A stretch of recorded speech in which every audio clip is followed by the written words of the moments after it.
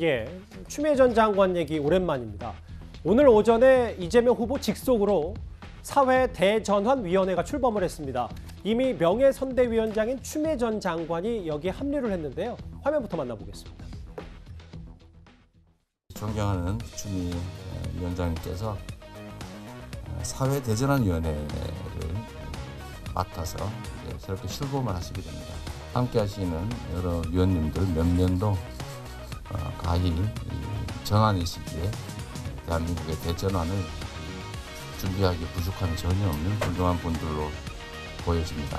우리 선대뿐만 아니라 우리 대한민국의 좌표를 만들어내는 큰 역할을 해주시길 기대합니다. 고맙습니다.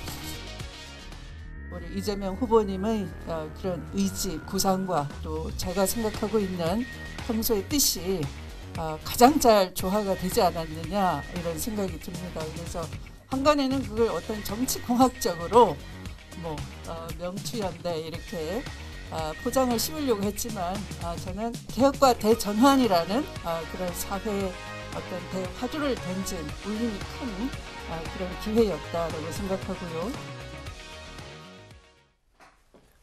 최근에 추 전 장관이 이른바 윤석열 공격수로 SNS에서 많이 공격을 했었는데 오늘 공식적으로 사회 대전환위원회 위원장으로 합류를 했어요. 이게 어떤 의미로 봐야 됩니까?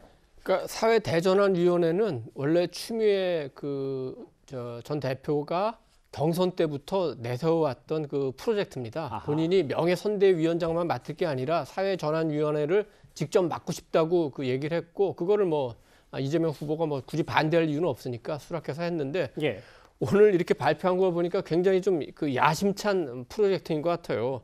지대개혁, 디지털 전환, 교육혁신, 기후정의 아젠다. 이거는 그러니까 어떤 선거운동이라기보다는 만약에 집권할 경우에 어떻게 정책을 추진할지 하는 그랜드 디자인이 있는 것 같고 예, 큰 여기 그림이다. 또 보면 예. 추미애 TV, 뉴미디어 캠페인 이런 거 보면 이재명 후보 선거운동이라기보다는 추미애 위원장의 활동이 아닌가 싶은 생각도 약간 들기 때문에 예. 이것이 선거운동에는 얼마나 도움이 될지 그거는 확신하지는 못하겠습니다. 그리고 바로 전날 우리 박영선 전 중소벤처기업 장관이 디지털 대전환위원회를 또 출범을 시켰는데 묘하게 추미애 전 장관과 박영선 전 장관이 또 한번 경쟁을 좋은 의미에서 선거 승리를 위해서 경쟁을 하고 아마 그 경쟁이 만약에 그 선거에서 이기든 이기지 못하든 그 이후로의 경쟁까지 좀 이어지지 않을까 그런 생각도 좀 하게 됩니다. 근데 화면에도 잘 나와 있는데 김관혁 교수님, 네. 추 전 장관이 이렇게 선대위에 합류하는 것 자체가 최근에 윤석열 후보 공격이 너무 과했다, 득보다 실이 많다 이런 지적도 당내에서 이렇게 있었는데 어떻게 보십니까? 추 전 장관 합류가 이재명 후보에게 득일까요? 저는 유불리를 따지면 안 된다고 생각을 해요. 예. 왜냐하면 같이 경선을 뛰었고 거기에서 한 몸이 돼가지고 원팀 되자 이거를 천명하면서 사실 경선을 치렀거든요. 그러면 약속을 지켜야죠. 지금 이 의원님 말씀하셨지만 본인이 하고 싶었던 어떤 구상을 이 위원회 속에서 실현해보고 뭔가 정책화하고 그래서 이제 집권했을 때 뭔가 실현해보려고 하는 그런 취지인 것 같아요. 추미애 전 장관이. 그렇죠. 저는 이런 부분에서는 이 후보가 그걸 잘 구상을 했다. 그러니까 자기가 하고 싶은 거를 하게끔 할 때 최선을 다하는 그런 모습이 나오지 않을까. 그래서 이낙연 전 후보 같은 경우도 마찬가지로 새시대 복지 이런 것이 있다면 그렇게 해서 위원회를 만들어가지고 뛰게 한다 그러면 거기에서 실질적으로 국민에게 도움이 되는 그런 정책이 나온다 그러면 그것보다 더 좋은 게 어디 있겠어요. 실제로 선대위 합류를 좀 했기 때문에요. 추 전 장관의 행보도 좀 지켜보겠습니다. 추 전 장관 얘기가 나왔으니까 지금 또 논란이 되고 있는 게 하나 있습니다.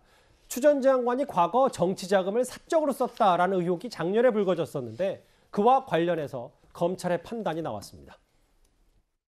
판사 출신이고 현직 법무부 장관이시니까 이게 정치자금법 위반 소지가 있다는 거 아십니까? 위반한 사실이 없습니다. 식당이 큰 따님 운영하는 식당이었습니다.